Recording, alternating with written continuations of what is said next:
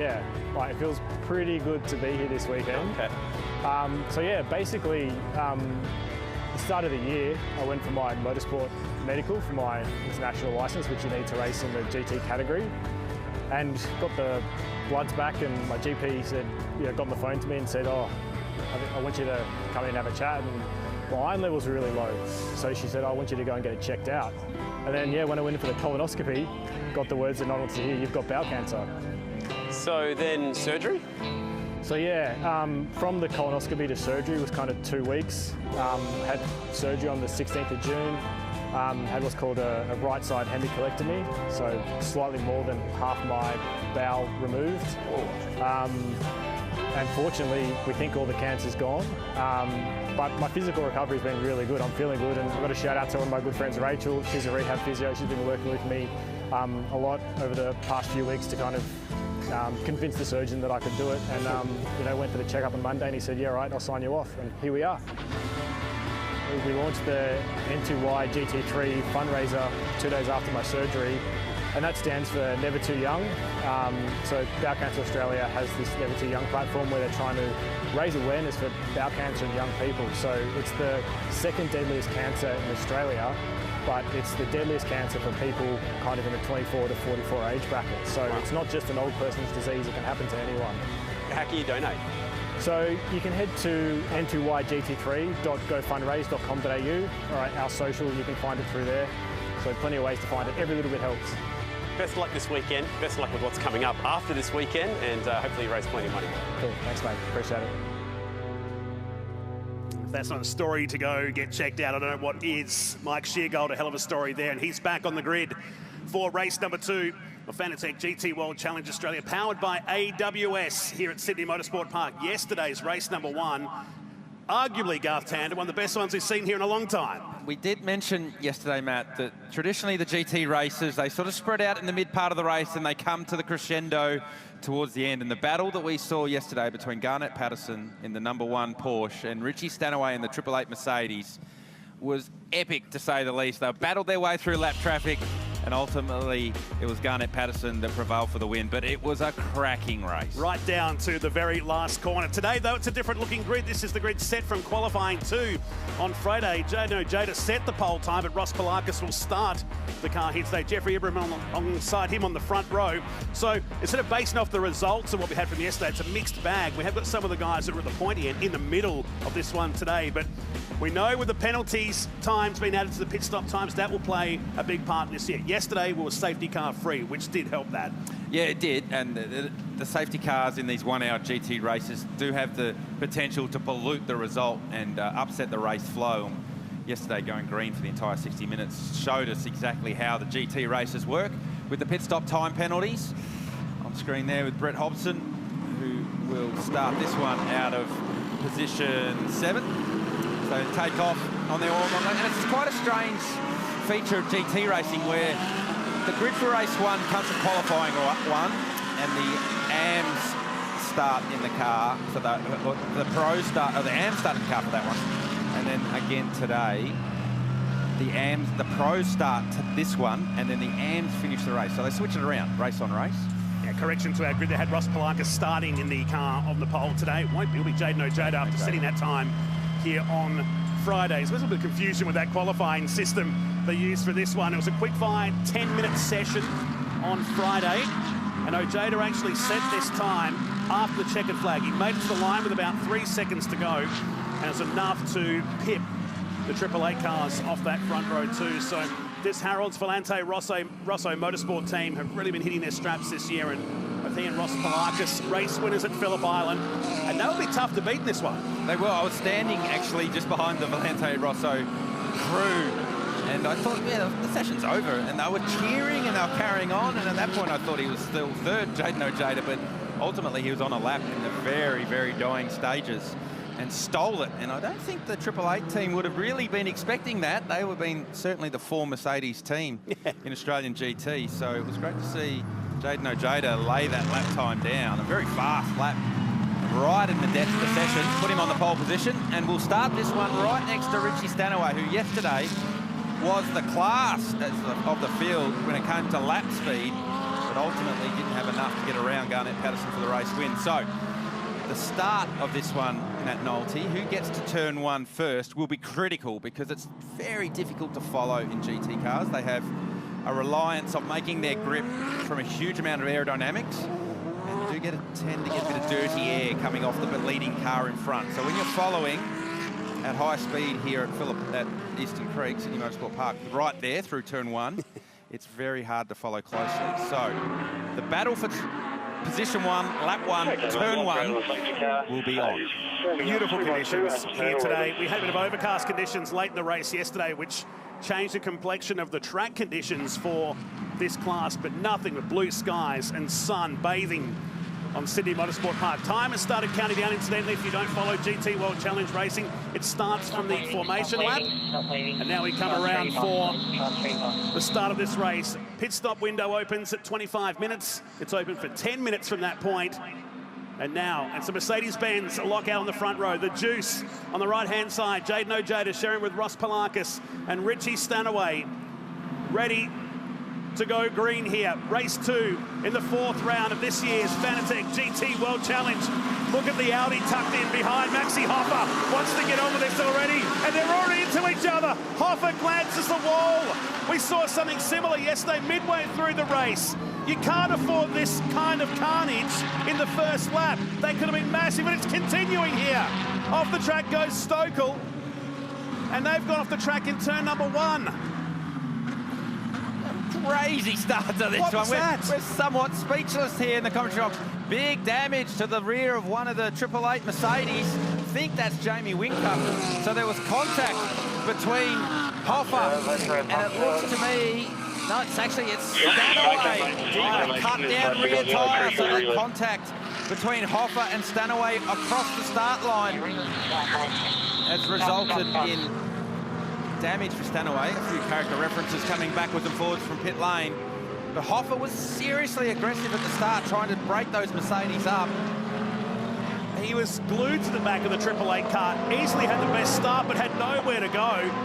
And he may have just glanced the pit wall. There's a bit going on in that first 100 metres of racing, but now the sensation of the race already, not even 200 metres into the race. Here it is in the replay, the Audi tucked in behind the Mercedes. So Hofer reacts very quickly, tries to get in behind Ojeda, and then... he gets into the 888 car. Yeah, okay. So Hofer definitely made contact with the inside wall, the pit wall. This will show us here. So Hofer, outside second row, jumps, tries to get the inside lane, a little bit of contact. Actually, I think Hofer got to the back of Ojeda, that then sent Ojeda across and into Whincup. And then there was more dramas in the second half of the field. Here it is from Hobson's perspective in the Garth Wall prepared Mercedes. It was all of 4 wide in front of him, and they were swapping him, and that was the 48. David Russell. Yeah, so David Russell gets into the KFC Audi. So 2 cars, 3 cars in the wars, and not even 200 metres into the race. And just a reminder, there's 52 minutes of this still to go. Very, very frantic. Even look at the Ojeda and Whincup still going on with it right down into the middle of turn 1.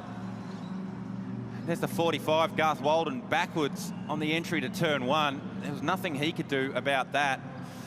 Paul Stokel, he takes avoiding action and ends up way out in the paddock. David Russell was backwards as well.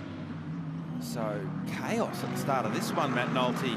Richie Stanaway continues to limp his way back to pit lane, trying to do it very slowly, not trying to do too much bodywork damage to the car, but ultimately as that tyre shreds itself, some of the little winglets you can see on the rear diffuser has broken away. It's probably 15, 20 grand they're tearing off the back of the car right there.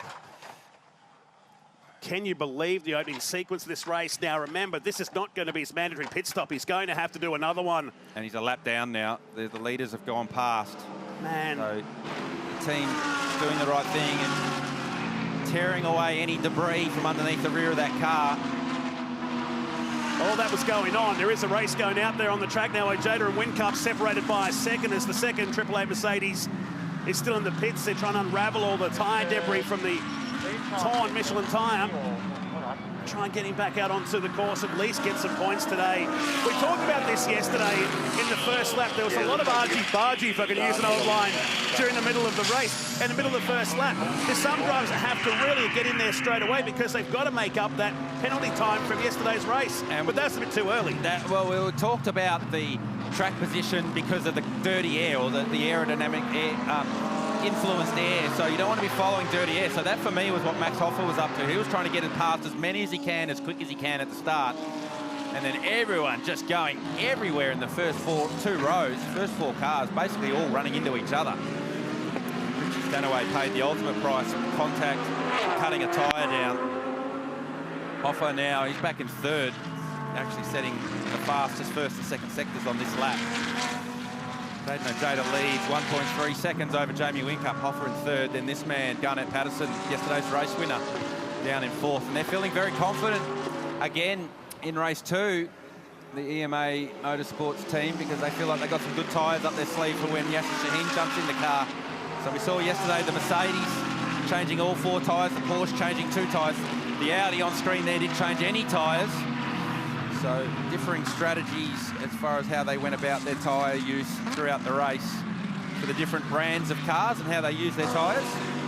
Left-hand side, our Supercars drivers taking part in the autograph session behind our main straight grandstand here at Sydney Motorsport Park, qualifying to follow this one today. And just the one race later this afternoon after the nighttime race here, dominated by Coca-Cola Racing by Erebus. Brody Kostecki goes back into the series lead. Meantime, right-hand side, it's starting to get busy. A fleet of Audis. Good to see Paul Stokell back on the track now. Yesterday's AM-class winner with Matt Stupas will take over the wheel of the KFC Audi during the race. Just ahead of him is Marcel Zalua in the Valmont Racing Audi.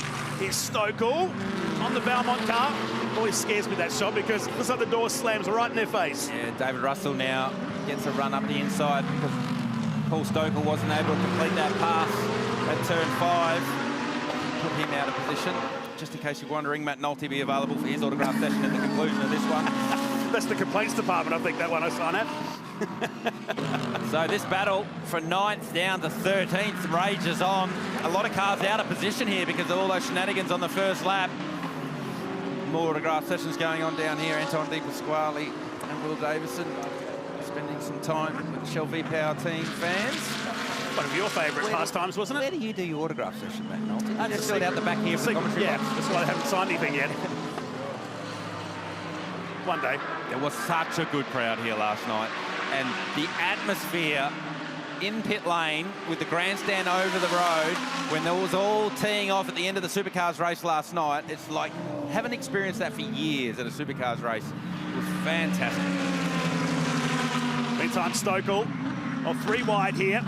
And that's the 45 Mercedes Garth Walden behind the wheel of the Bowel Cancer Australia entry this weekend. And change of position down here as Maxi Hofer relieves Jamie Whincup of that position. Goes up into second now while the Juice has 1 point, make it 2 seconds in the Harold's Volante Rosso Motorsport entry. Down into the hairpin, so quite a bit of damage on that 75 Audi. If you have a look at the front grille is all damaged. There was contact with the wall at the start. So how does Hofer get this done? Oh, stays on the throttle between 4 and 5 and just jams the Audi in there. And Jamie Whincup could do nothing about that. So Hofer, who has very good speed at the moment, his fastest lap of the race is a 27.6. Our race leader, Jaden Ojeda on screen, his fastest lap of the race is a 28.3. Well, he just punches a 27.8 because I think he's seen this Audi coming. It's time to get the head down. So even Hofer on that lap is a 27.8 for him, getting past Jamie Whincup. So let's keep an eye on Max Hofer. This number 75 JMEC Racing Audi. Maybe the heart rate's come down a bit there inside the cockpit of the JMEC Racing entries, the Tickford boys. Signed some autographs down there in the fan zone at Sydney Motorsport Park. So through the shot is Brett Hobson. He's taking over the reins of this car later on today. Hobson, a regular in GT competition for a bit there. Took some time out and returning full-time to Mercedes-Benz, prepared by Garth Walden Racing, who's a whole fleet of cars across so many categories now. I think at one point it was up towards 30 cars across so many divisions, particularly here in the New South Wales scene. Garth out there at the moment in 10th position ahead of Stokel. Brad Schumacher leads the AM class once again in the Fuchs Kelso electrical Audi, car 55, running 7th outright.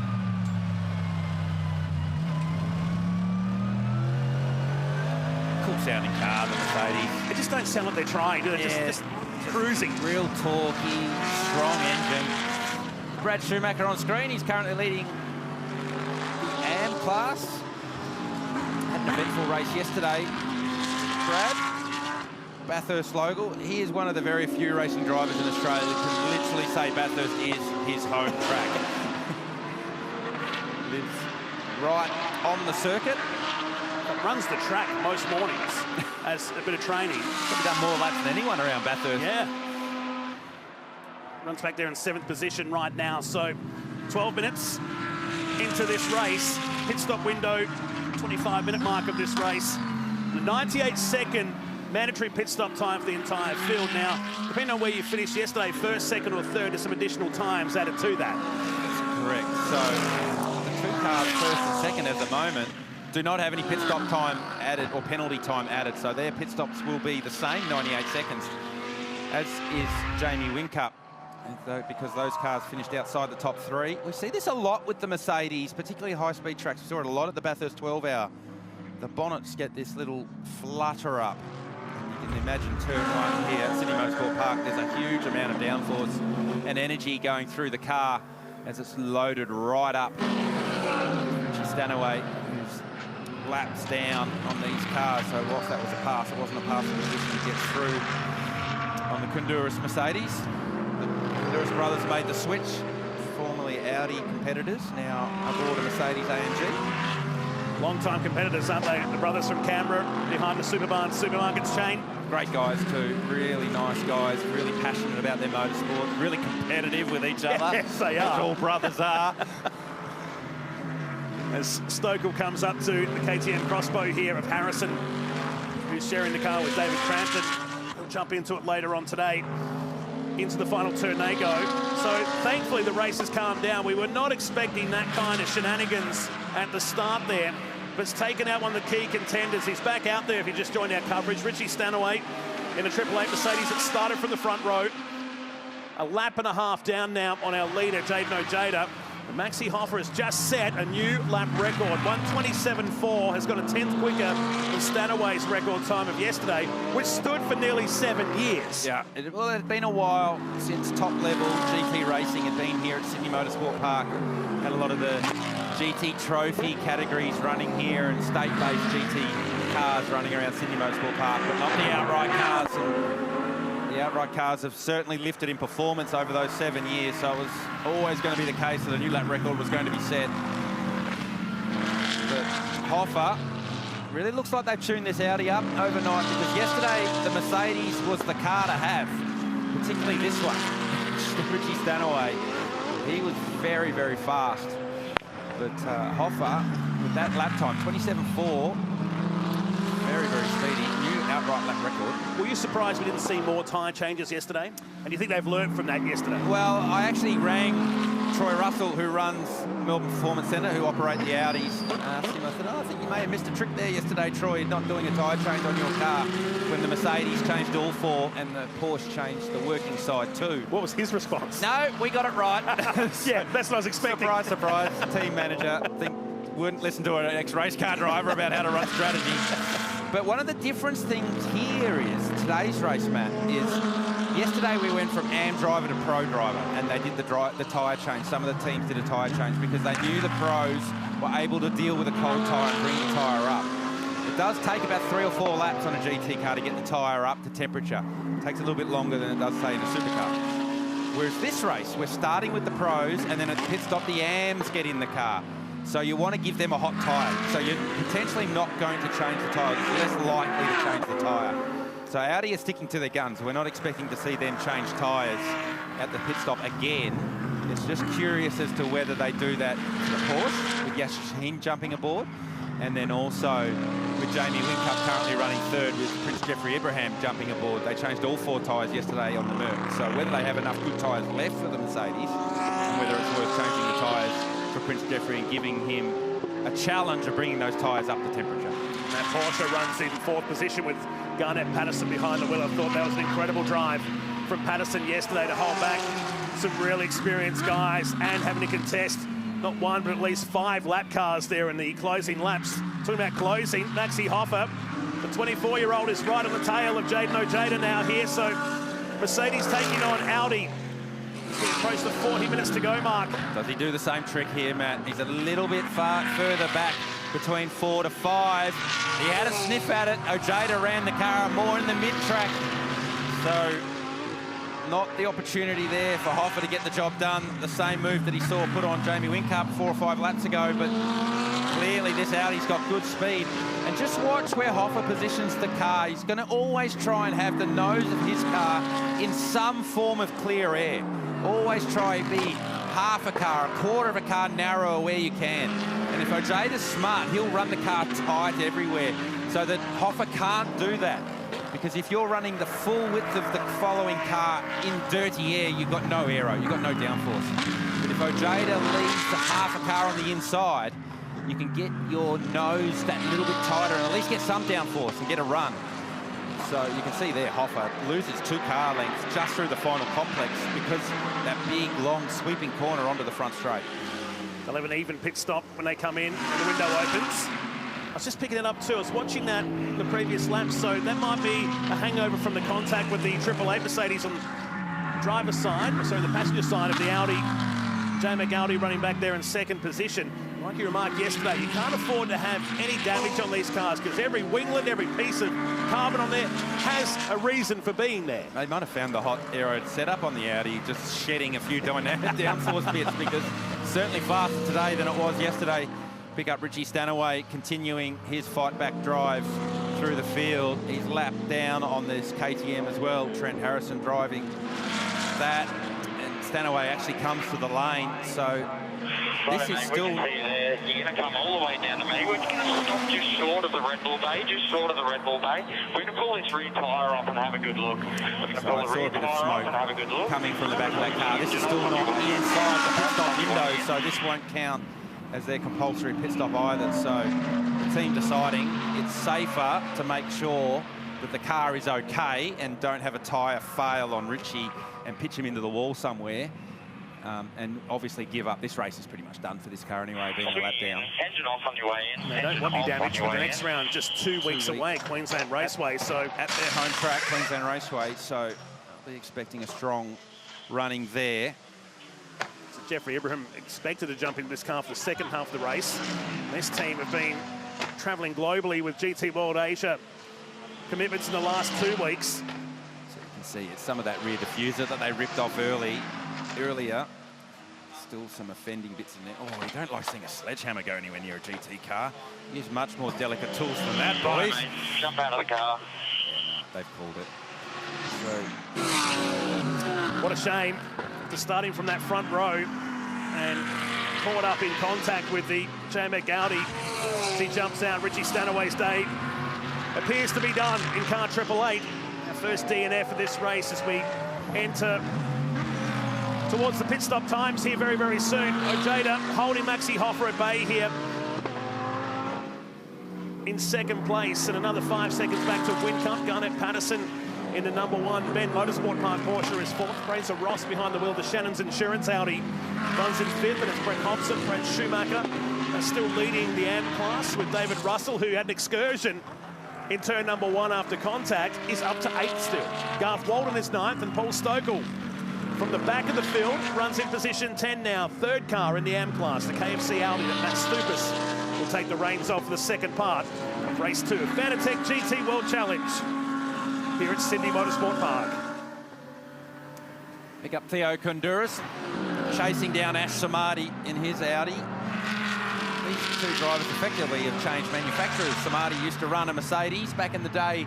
He's now aboard an Audi. As we mentioned earlier, the Koundouris brothers, long-time Audi runners, now aboard the Mercedes-AMG GT3 car. There's Richie Stanaway just debriefing with the team. You can see in the background Abu Bakr Ibrahim, who will jump in the 3rd place car and will take over from Jamie Whincup starting to prepare, because we are, Matt Nolte, 3.5 minutes away from the pit stop window opening.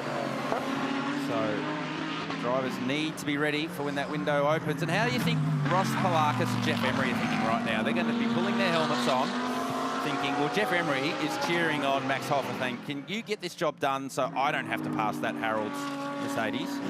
Ross Palakis is saying, Jaden Ojeda, you do your job and do not let that Audi through, because I want to lead an Australian GT race. It's been a real find, hasn't he, Ojeda, in GT competition. We start the year with Sam Brabham, who steered with Ross Palakis until the second car arrived with Chris Batsios. In fact, both those drivers aren't here this weekend. The second car was scheduled to be driven by Tim Miles, and that didn't eventuate in the end. So just the sole Harold Volante Rosso Motorsport car here leads another lap, and holding back the JMAC Racing car. They're pulling away a bit from Whincup. 5.5 seconds is the margin. They drop back into the 1:29s now. You'll find what will happen in this race. So the pit stop window opens 25 minutes into the race and closes 35 minutes into the race. So the window will be open for 10 minutes. What tends to happen in this race is the pros stay in the car to the very end of the pit stop window. So in yesterday's race, as soon as the pit stop window opens, the pros are in the car as soon as you can, as soon as that opportunity. So I don't actually think it's much of a fair fight, because the AMs are the guys that really get to enjoy the car and ultimately a lot of the time fund the car. So they should get the majority of the racing. Us pros, we're just hired guns, you know, we'll drive anything. So more pressure on you guys. So, yeah, we're paid, you're paid or you're hired to deal with that pressure. But GT racing, you've got to have a very different mindset than you do outright racing, for example, for supercars. So there's Ross Palakis suiting up. So pit stop window opens in under a minute. So clearly they're not stopping right at the beginning of the window. There's Ross just suiting up. How do you prepare? How do you prepare in these kind of moments? You've done a lot of co-driving over the years at Bathurst, for example. What goes through your mind as you're suiting up there? What are you thinking about? Really, you've done all the thinking. So before you pull your helmet on, you've got a very clear idea in your head of how you're going to go about the stint, what position you're in, what might play out. And then as you're pulling your helmet on, you try and have a really clear mind. You often end up mucking around a little bit with the mechanics and just trying to keep it light, not overthink it. And then just before the car comes in for the pit stop, you'll think about the driver change. And just think about the things that you got to make sure you get right in the driver change. And then literally as you fire the car up and drive out of pit lane, race car driver mode engages and you're on autopilot. And race car driver kicks in. Ideally, you don't want to get in there stressed. You want to get in there relaxed and feeling good, but you do see some drivers getting there so tensed up, that's when the mistakes start. Yeah, that's right. I mean, that's why you try and be light, have a bit of a joke with mechanics, not overthink it. And that's something, like whenever I'm sharing with an AM driver, in the past I've shared with Yasser Shaheen, I've shared with Jeff Emery, who'll jump aboard this 75 car, is really try and make their weekend fun. Yeah, really make it so they're enjoying themselves. Not that, you know, we live and die by the result sheet, because that's when they tend to tense up and they tend to overthink it and they tend to worry about the result. Whereas really, this is their golf. This is their enjoyment. This is what they do. I mean, the majority of the AM drivers are very successful businessmen, and they've put themselves in a position where they can enjoy their motor racing. So you've got to make sure they do enjoy it. So for me, that's a very important part of it. And you get lap time that way because they are loose and they are calm and they don't feel the pressure to perform. They're going out to enjoy themselves. And a lot of them are very, very, very good racing car drivers in their own right. Sunday race has always proven to go right down to the wire with the AM drivers. We look at the 65 Shannon's Insurance Audi Fraser Ross as the pit stop window is open. It has been for a couple of minutes now. Garnett Patterson heading down the Brabham Straight into turn number one. The Ben Motorsport Park Porsche, 2 victories for Porsche. This year was a long time between drinks. In fact, it was here in 2018 with Liam Talbot behind the wheel since their last victory in what was then the Australian GT Championship, but now this is the 3rd instalment of Fanatec GT World Challenge Australia. So Brad Schumacher has come into the pits, the AM class leader. So too is David Russell. It's a short amount of time, and it's up to the crew to make sure this 98 seconds is met. 1 second out and you're coming back through the pits. It's a costly penalty if you get it wrong. Oh, I had one at Tailem Bend last year. We were 1/10 of a second too short in our total pit stop time, and it was a drive-through penalty. So you talk about, does the penalty fit the crime? we were 10 seconds, we were 1/10 of a second too quick on our pit stop. And it's the total, it's not even just the time the car's sitting still, it's the time the car enters pit lane to the time the car leaves pit lane. There's timing loops at the entry to pit lane and the exit of pit lane, so there's a lot to manage. So here in car 48 of David Russell had to perform a drive-through penalty, so that wasn't his mandatory pit stop going through just then. And 5 seconds being added to our second place man of Maxi Hofer now when he comes in. And that's to go back to the contact at the start of the race, so that's costly for the J-Mac Racing team and puts a bit more pressure now on Jeff Emery when he gets in. Yeah, well, it certainly does. I mean, the gap second to third, so from Hofer to Whincup is 7.2 seconds. So all things being equal, both cars have the equal pit stop time. They don't have any pit stop penalty carrying over from yesterday's race. The 75 Audi should theoretically still come out of the pits in front of the number 88 Mercedes, but they will lose that gap first to second. So Ross Palakis will have a bit of breathing space behind that number 101 Mercedes AMG. Ojeda very taily off turn 6. So maybe those tyres on the Audi starting to go away a little bit. Tyre change there, you picked it up there, Matt. Good pick up for Liam Talbot going on. So we didn't see the Audis make a tyre change yesterday. They're doing it today, all 4 tyres by the looks of things. So Liam Talbot gets a fresh set for when he jumps aboard and will leave pit lane. Don't worry, they've still got plenty of time left in the pit stop to get this done. Don't forget, this car has an additional 5 seconds on top of the 98 seconds because of their third place finish in yesterday's race. So he will continue to sit there even after the tyre change is done, the driver change is done. Not far away now. The team will tell him, usually with about 10 seconds to go, to fire the car up. Comes Ash Samadi for his stop. It's on the 22 Audi, long-time member of Melbourne Performance Centre. Well, here we go. We've got some lap traffic ahead here and now. Hofer, where does he go? He splits the middle. Lap car plays a part in this one. It's not done yet, Matt. It's not done yet. No, Hofer couldn't get it done. He was going to try that move between 4 and 5. Ojeda was awake to it. Does Hofer get the run off 5 down to 6? No, you can't get it done there either. So Ojeda up to the task. It was Justin McMillan, I think, aboard that 48 Mercedes. Oh no, it's the Koundouris Mercedes. So there, on the left of screen there's Brett Hobson jumping out. Mike Bailey straps in to the 96 car in the pits. So a stressful moment then while lapping, and I reckon the word would have got out too to Maxi Hofer. We've got 5 seconds additional. He wants to get past here, but Ojeda driving like a pro here and holding him at bay. So we're about 3 or so minutes away from the pit stop window closing, so maybe at the end of this lap they'll come in. Or 3 minutes, so we're doing, say, minute 30. You might squeeze 2 laps out of it here, but it'll be very close. The teams actually have GPS positioning on all the cars, so they know where the car is on track relative to the pit lane entry, and they know they have a countdown each lap of how long it's going to take the car to get to the pit entry, so they know exactly how many laps they can squeeze out of this opening window before they have to bring the pros in, and sometimes it can be down to a second or 2. All they need to do is be inside the pit lane before the 25-minute mark of this race. First 3 don't have additional times to do on their pit stop. The 4th car on track, Garnett Patterson, has an additional 15 for that outright win yesterday and class win. At the moment, he runs back in 4th and 12 seconds behind this guy, Jaden Ojeda, with Maxi Hofer just harassing the mirrors of the Harold's Mercedes-Benz down here at turn number 8. So this battle between Ojeda and Hofer is actually, you can't see it, but it's bringing Jamie Whincup into play for 2nd versus 3rd because of Hofer's 5-second penalty in the pit stop. So that gap earlier was near on 7.5 seconds. Oh, Hofer over the curbs, the car bottomed out, big oversteer coming onto the straight. But now the gap between Hofer in 2nd and Whincup in 3rd is at 6.6 seconds. It's only 1.5 seconds roughly to play with in the pit stop now for the number 75 Audi. We'll approach David Crampton soon in the number 50, Fat Harrison behind the wheel of that car, the KTM Crossbow that is 8th outright at the moment with the pit stop cycle going on.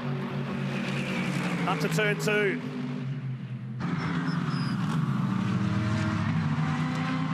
Gets the job done. Oh, Bailey's gone around. He's just jumped aboard this car. Gets the car turned and going. Is anyone coming? The 66 has to prop a little bit. It's Paul Ojeda, the second of the GT Trophy class cars. It's running with Renee Gracie, who's leading that class today. So what happened? Was there contact here? Oh, it's Stupas.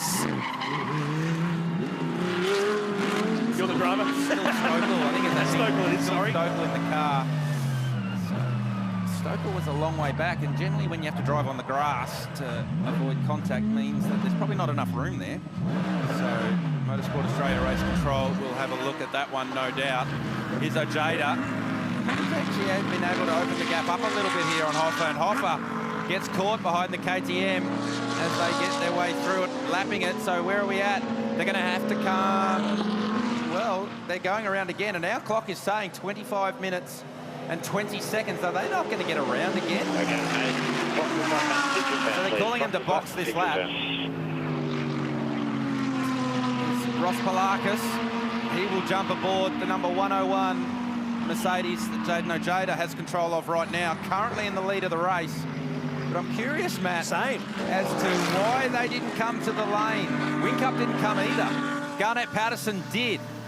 So, but has he made it in time there? Because he's just gone into the lane now. Our timing screen is still saying the pit window is open, but the regs very clearly say the pit window opens from 25 minutes into the race to 35 minutes into the race. So, elapsed time is maybe the giveaway. We may have picked up the wrong time there. Elapsed time on the screen is currently saying 33 minutes, 35 seconds. So that's potentially where the pit window is still open. So we talked about the teams wanting to maximise every second that the pro drivers are in the car, and the top 3 cars have done just that. Ojeda, Max Hofer, Jamie Whincup, our top 3, will come to the lane this lap. Looking for Ojeda to peel off. Hofer will go with him, and watch how deep Hofer is coming into the lane here. This is where you try and maximise your pit entry. Close down as much as you can on the car in front. And now the games begin into the lane. Don't forget that 75 Audi has to stand still for an additional 5 seconds. They have a penalty from the very start of the race. You'll be close with this green horse. You'll be close with this Whincup green is horse. 8 seconds behind Hofer coming into the pits. So that should be 3 seconds, 4 seconds maybe. When they're released, the Patterson, Shaheen Porsche left-hand side ready to go. Have a look at the way that the number 2 Audi is parked in front of the 101 Mercedes. It's very tight pit box to get in there. The KFC car was already in the lane, and that's where the 75 car pit box is. So they had to get in there, but it's going to make it very tricky for Ross Palakis to get out there, because he will leave before the 75 Audi. Does he have enough swinging room to get that Mercedes out? Tyre change on the Whincup car. We saw them do this yesterday. They go right side only on this. It appears so. Yes, there is. So, because they put 4 tyres on yesterday, Matt, their tyre bank would have been used up quite heavily. So the KFC Audi leads with Matt Stupas now behind the wheel of car 23, yesterday's AM class winners. Should be about So no tyre change for the 75 Audi. No tyre change that I saw for Ross Palakis in that Harold 10 seconds to go. We'll just get everyone back across the line. Palakis, he does get out, so that's good. No pollution there. Don't forget, it's going to take a little bit longer for Jeff Emery to go. There's your 5-second penalty. Whincup should be released any second here now on the Triple H Ahor Motor Racing 88 Mercedes. Watching for your green, watching for your green. Ibrahim behind the wheel of that car. Gives us 21, making 22 minutes of racing to the end. So pit stop window closes in race 2 of Fanatec GT World Challenge Australia. Powered by AWS, the 4th round of the series. Ross Palakis now behind the wheel. Potentially a second victory coming up for he and Ojeda, who won at Phillip Island earlier this year. And now Jeff Emery jumps behind the wheel of J-Mac racing car with that 5 seconds that was added. It sits at 6 now between the two. Abu Bakr Ibrahim in 3rd spot now, and about 8 seconds away from the 75 J-Mac car that you're watching. Yasser Shahin is behind the wheel of car number 1, the Men Motorsport Park EMA Porsche. Brad Schumacher back into the lead of the AM class, but only 3 seconds clear of Mike Sheargold, who's now in the 45, so a good battle brewing there in the AM class. Now we can breathe a little bit. Okay, and breathe. And I still expect that this one will tighten up right at the end. Shaheen finds himself down in 5th.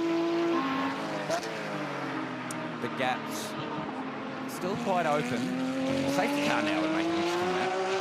I've given up saying that stuff, because you know what happens. I know. Captain Curse here. So, you've got the phone. I don't have the hotline number. So Shaheen, your reigning Fanatec GT World Challenge champion from last year. Race winners at Perth at Wanneroo Raceway. Race winners yesterday. Really sets up a brilliant second half to GT World Challenge. Of course, it'll finish on the streets of Adelaide later this year at the Velo Adelaide 500. So the pressure is on this man right here, Ross Palakis, who's still very early in his motorsport journey. He's come on very quickly, though, in the last 18 months as a race car driver. Has Ross. Currently finds himself in the lead of race 2 at Sydney Motorsport Park. There is the Garth Tander lineup right there. They're waiting for Matt Nolte. No, they're not. Matt Nolte crew waiting. He'll be there in 19 minutes and 30 seconds, crew. It happened once, and you're still hanging on me for it. But back to Ross Palakis leading this one.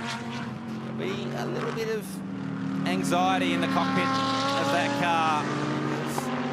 Although he has proven to be a very fast race car driver, he hasn't had many opportunities to lead the race. Prince Jeffrey Ibrahim, big commitment, deep on the brakes at turn 6. Don't forget they put tyres on the side of that car, on the working side, so potentially the tyre not up to temperature yet for Jeffrey, just catching him out on that outlap. That goes back to our point yesterday, pushing so hard on the first lap, and the car would feel weird, wouldn't it, with really hot tyres one side. It does. And these cars have got ABS, so they tend to pull left to right anyway. When you have a tyre temperature differential, the car definitely pulls towards the cold side of the car. So that's what drags the car offline. So let's just keep an eye on the gaps. First to second, that's 5.4 seconds from Palakis back to Jeff Emery. Then it's 8.5 seconds back to Ibrahim in 3rd. Further 4.6 back to Liam Talbot, 3rd to 4th. So Matt Stupas here in car 23. KFC Audi running back in 9th position and 3rd in the AM class right now. Mike Bailey's just ahead, but he's in Pro-Am this weekend with Brett Hobson. This combination have been quite handy, and Paul Stokel continuing to race. After so many years, he was unbelievable in open wheel cars back in the days in Formula Brabham, Formula Holden with the Marana team, a 3-time Australian Drivers' Champion. And they're a good combination, both he and Matt Stupas. Been impressed with Matty's driving this year. And just good, solid competitors. Stokel took out what seemed like 10, 15 years of competitive racing in GT cars, and then turned up in one of the KFC Audis a couple of years ago and was straight back on the money. Straight back on the money. Remember back to the very early days of GT racing in Australia, a very different type of GT car to what we have today. It was called Nations Cup.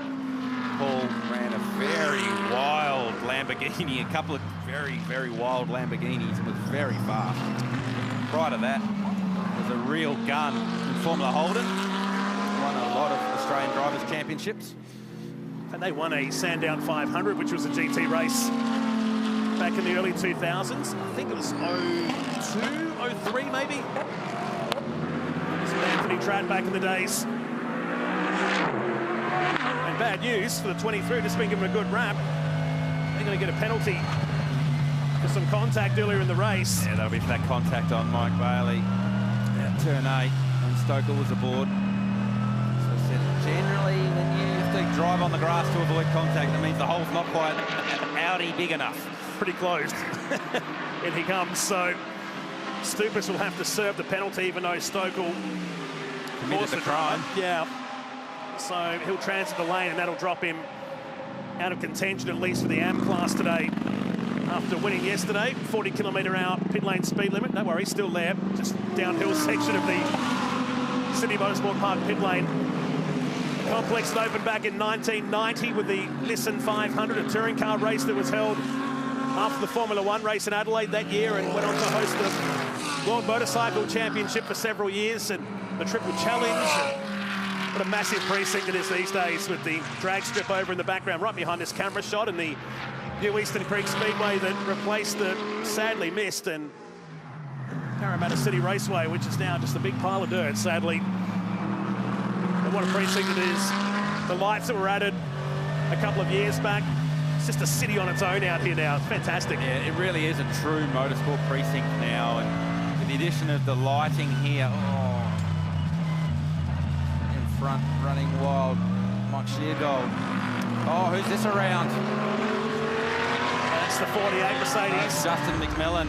I was talking to Justin just before this one. He said, oh, mate, I'm nowhere this weekend. I've just got back off a plane in from Europe on Wednesday night, and I wasn't really meant to be driving the car this weekend, and really down on himself with his performance this weekend, and has just got caught out on the exit of turn 6. Just keeping a casual eye on the gap first to second, Matt. That gap we reported about 2 laps ago was out over 4 seconds. It's down to 2.2. Ross Palakis back to Jeff Emery. So whilst we keep an eye on what's going on here. Oh, that's a spin. Bailey and Sheargold. Sheargold's gone around turn 2. Good pickup.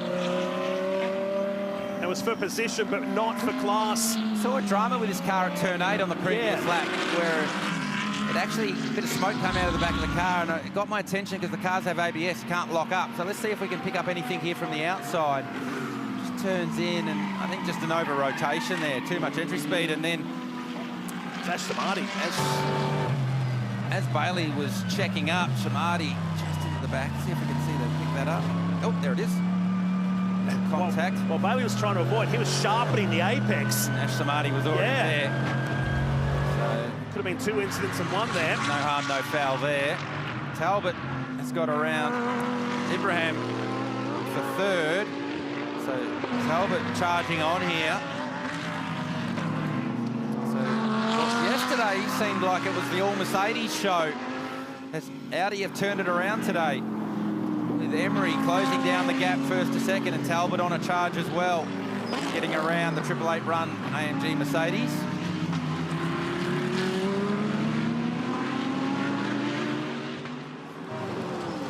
Talbot coming up on Sheargold, put him a lap down.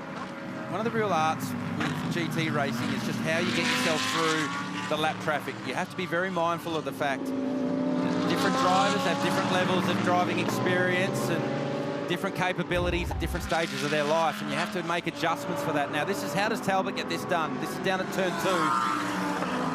And Ibrahim's out very wide, and just Talbot sends it on in. Ultimately, the Mercedes has to open the wheel just a little bit to avoid contact, but the invitation was well and truly there. The last second he saw the Shannon's Insurance Audi, so he's been released and goes after the second Audi just ahead. The gap is 4 seconds between those two, while Palakis has nearly 3 seconds back to Emery now. And just over 12 minutes, 9 seconds roughly covering the top 4.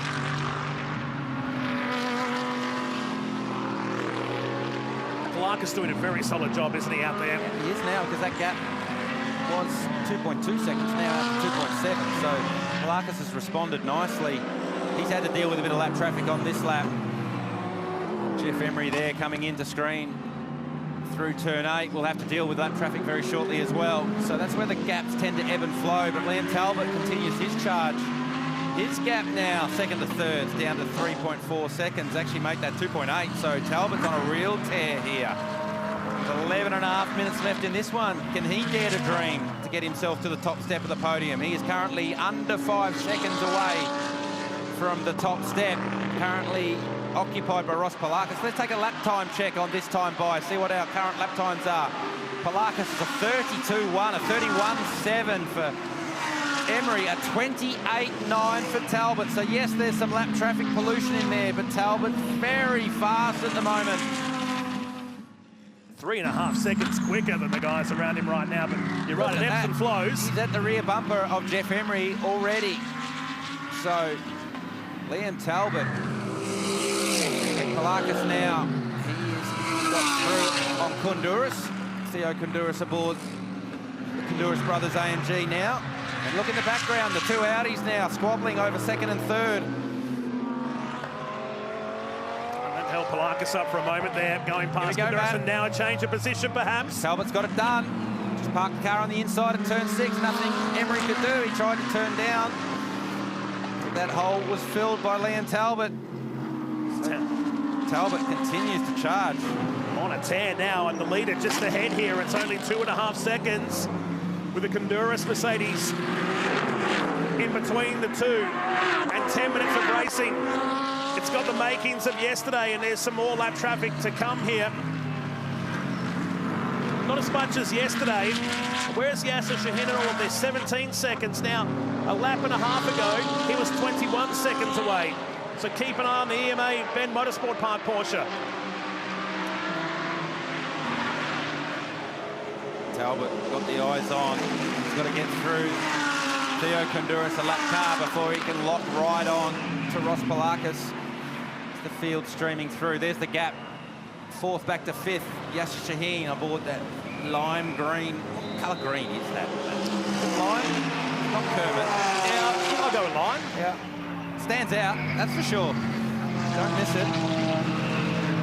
This car is actually run by EMA Motorsport in conjunction with Manthey Racing from Germany, a very famous Porsche tuning house out of Germany, actually based at the Nürburgring.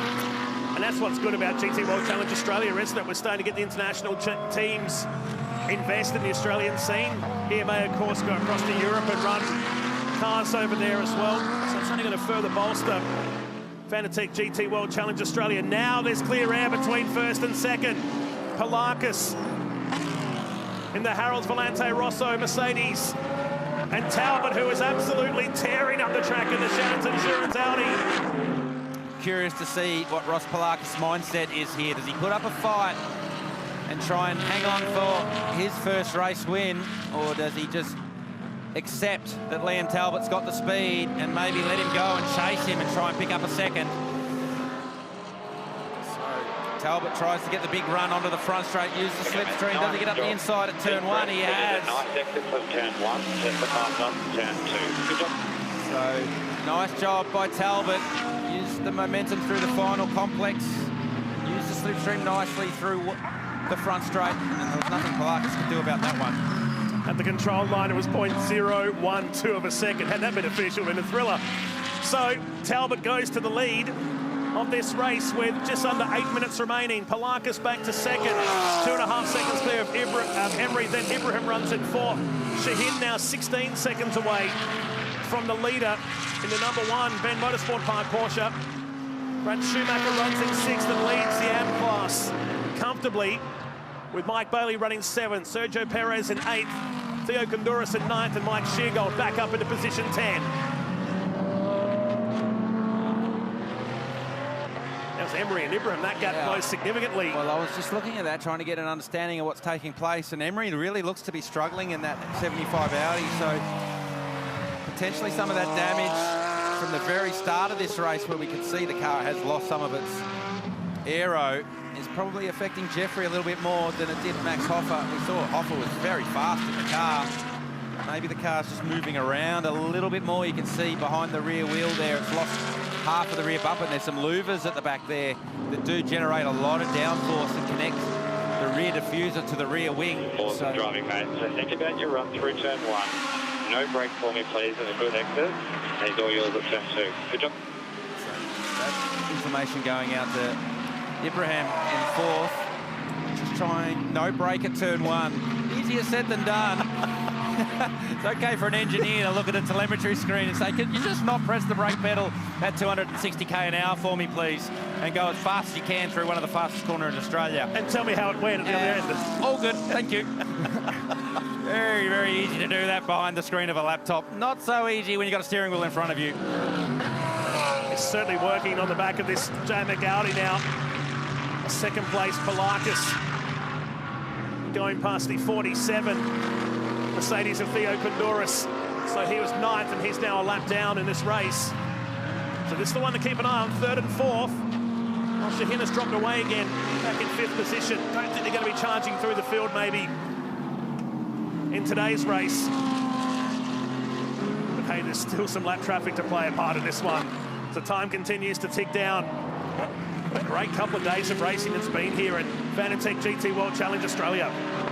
Certainly has. Yesterday's race really climactic at the end. That battle between Patterson and Richie Stanaway for the win for the last 15 minutes of the race was very, very exciting. The start of this one, they picked up where they left off yesterday. Jamie Whincup to the left of the screen, watching on, cheering on his man, trying to get themselves onto the podium.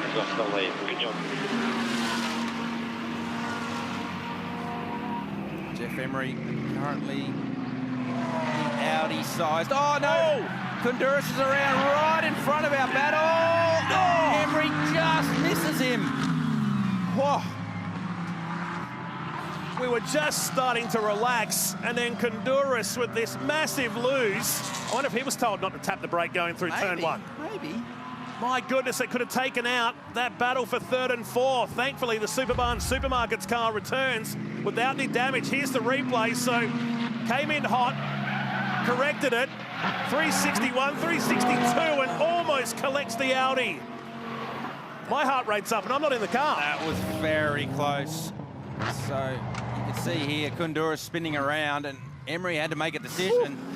Thankfully, we wouldn't have seen it if it was a big contact because that sign was in the way, but you have to make a decision at some point when you're coming up on a car like that. Which side am I going to go? And you just hope that it's the right side. Ultimately, there wasn't much in it.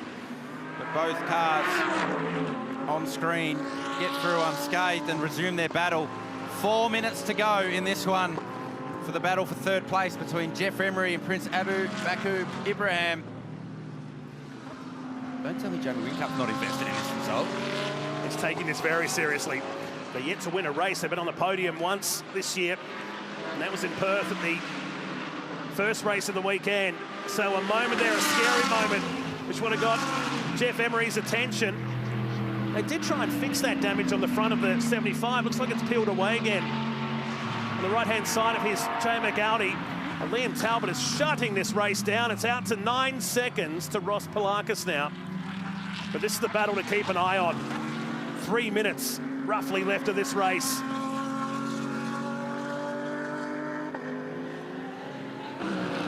So Ibrahim needs to figure out where his strengths are compared to Emery's weaknesses. So the cars have inherent strengths and weaknesses.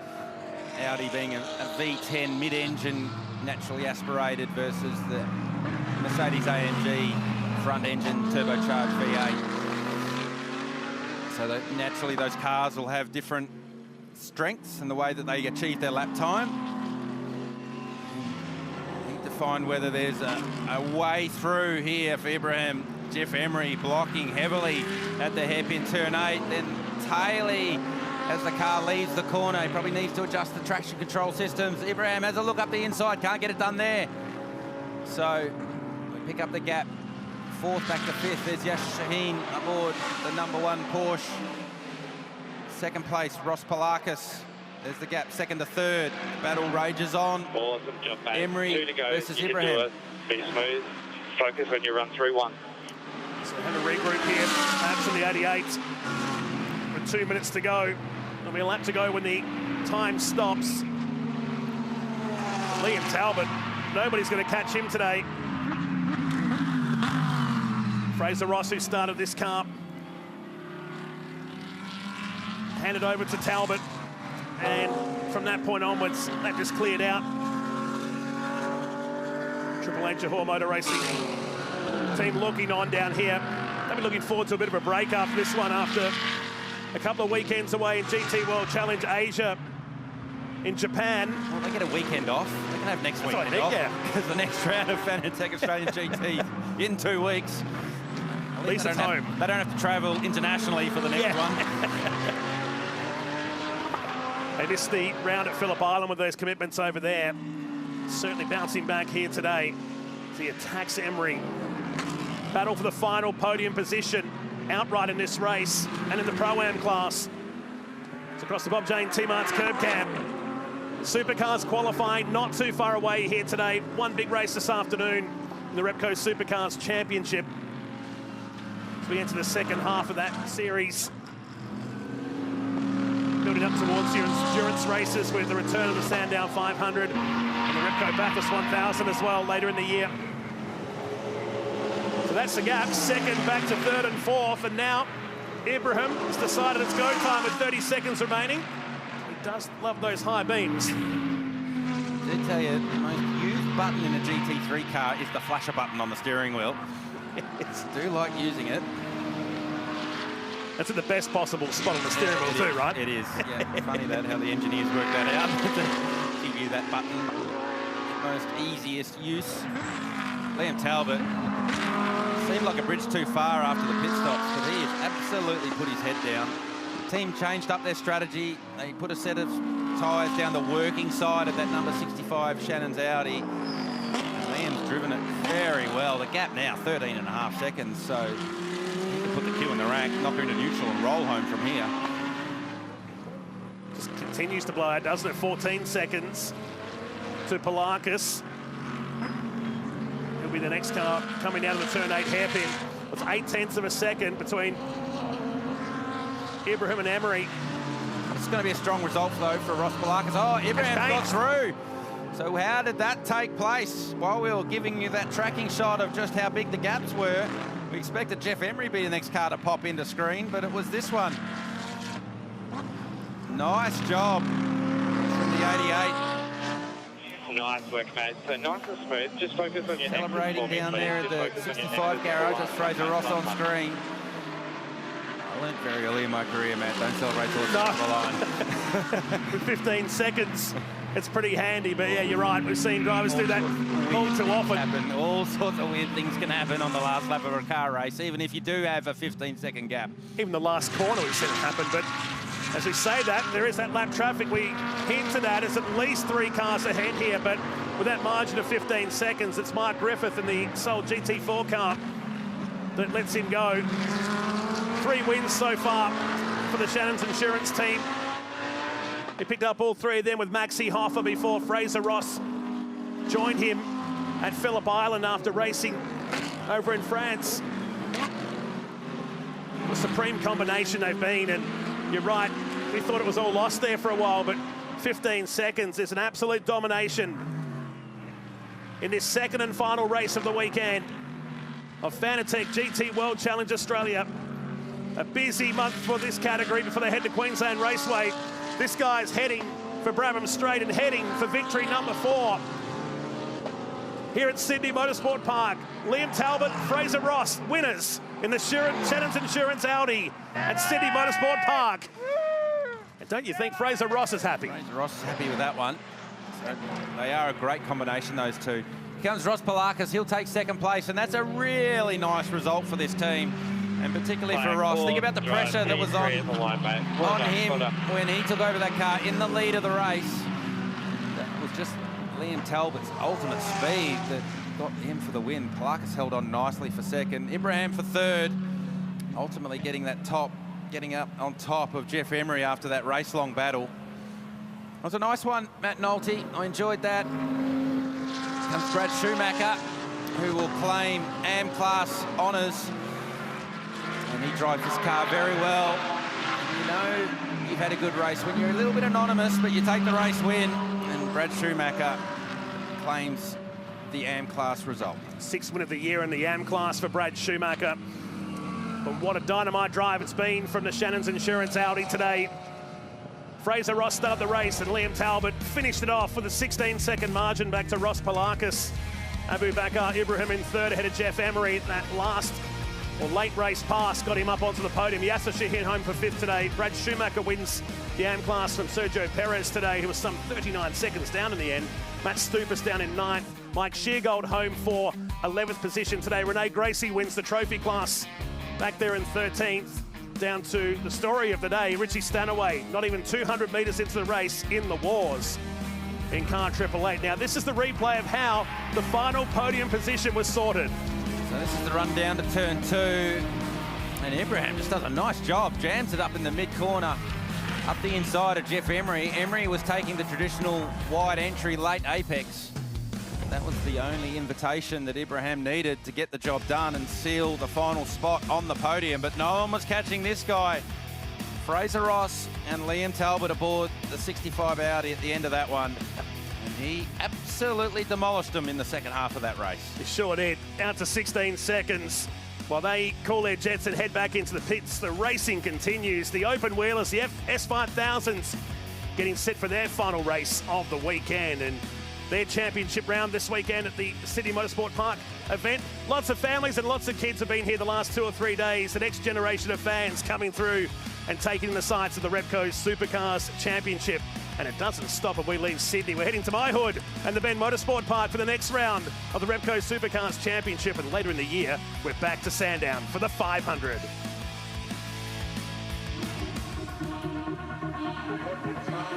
The 2023 season started with a bang. Oh, in the fence. This fence gets broken. Paint's gone off. And now we're past the halfway point. There's bound to be fireworks. We're going to have to roll before the Chequered, please. You've got to be kidding me. That's completely wrong, man. Next up on the Repco Supercars Championship calendar, we are heading to South Australia. OTR Super Sprint, 18th to 20th of August. Big things happen here.